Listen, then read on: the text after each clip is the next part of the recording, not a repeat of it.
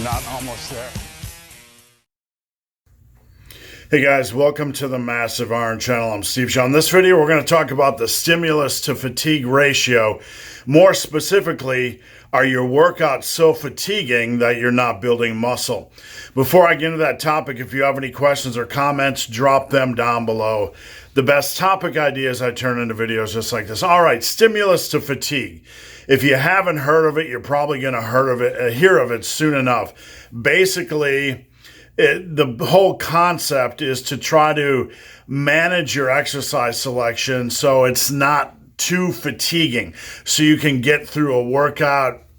And there's all this talk about stimulus to fatigue ratio. And basically what's happening is it's taking a lot of lifters who are really struggling to get the results they want, and it's adding another variable in the mix and having them second guess what they're doing and maybe even reduce the amount of hard work because out of some fear that they're working too hard, that this is becoming the limiter and preventing them from building muscle. Now, in my opinion, this is a completely misguided concept. It's something no one really needs to worry about. So hear me out here. If you are an experienced lifter and you're just crushing good results, managing stimulus to fatigue has become second nature to you. You've evolved your program. You're obviously not too fatigued to get results, right? So there's really nothing to be concerned about. If you're a more beginner lifter and you're struggling to get results, and you're worried that your workouts are too fatiguing, it's absolutely nonsense. Let me explain a little bit. If you are struggling to get past 4 to 5 hard sets in a workout, it's not the fatigue that's the issue. It's your work capacity. You should be able to do about 15 to 16 hard sets in about 60 to 70 minutes. This is just a generalization. Obviously, as you get stronger and you need to do warm-up sets, the demands and length of time in the gym can get longer. But if you are struggling to get in 15 to 16 hard sets in 60 to 70 minutes, it's not the stimulus to fatigue ratio. It's not the fatigue of the program. This is a normal program. This is a reasonable program. If your program has a reasonable exercise selection, like something that I put together or something that a reputable coach has put together, and you're really struggling after 4 to 5 sets to continue on, the program is not the problem. The fatigue is not the problem. Your conditioning or work capacity is the problem. Work capacity is something you want to build into, right? You want to improve so you can get to 15 to 16 hard sets in 60 to 70 minutes and not feel like you can't complete it. I see a lot of guys that will jump on a quality program and after a couple exercises, they just feel done. They're not used to working that hard. And they just wonder if they need to make adjustments to the program, if they need to change programs. It can be very frustrating. And this is where some of the program hopping comes in.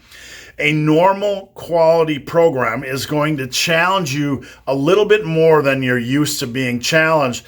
But this doesn't mean you need to panic and worry about stimulus to fatigue ratio and start pulling pieces and parts out of the workout. That's the wrong way to approach things. You need to build up your work capacity. You need to build up to the demands of this program, not pull pieces down and build the quality program down to your conditioning level. So what do I think about stimulus to fatigue for a more experienced lifter that's getting good results? I think it's a non-concept. You're basically evolving your program as it is, and you've changed it to the point where it's working for you. You're getting results, so whatever you're doing is right. And obviously you have progressive overload and a good exercise mix in the selection. But on the other hand, the stimulus to fatigue panic is taking a bunch of people that are struggling to get results, and it's heaping another thing to worry about that they really don't need to worry about.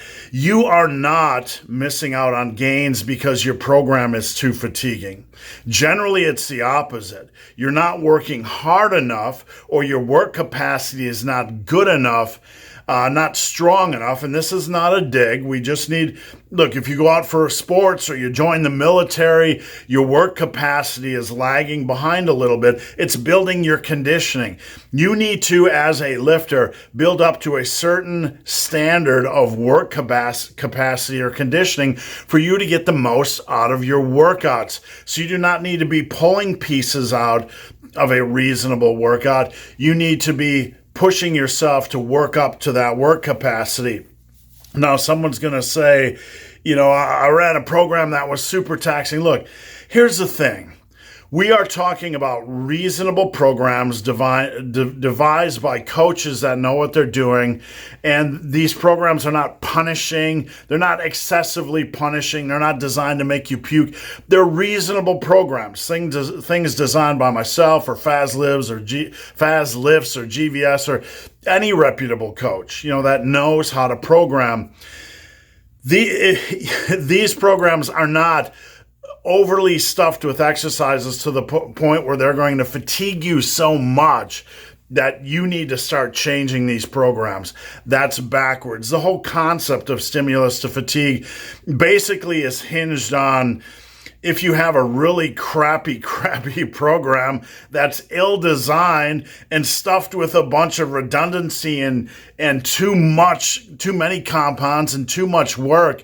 But in the real world, really, when is that occurring? That's only occurring when someone doesn't know how to program and is just making an absolutely crap workout. If you have any questions or comments, drop them down below. If you made it this far in this video and have yet to subscribe to my channel, please do. I'd appreciate the support. So guys, as always, thanks for watching. Have a great day.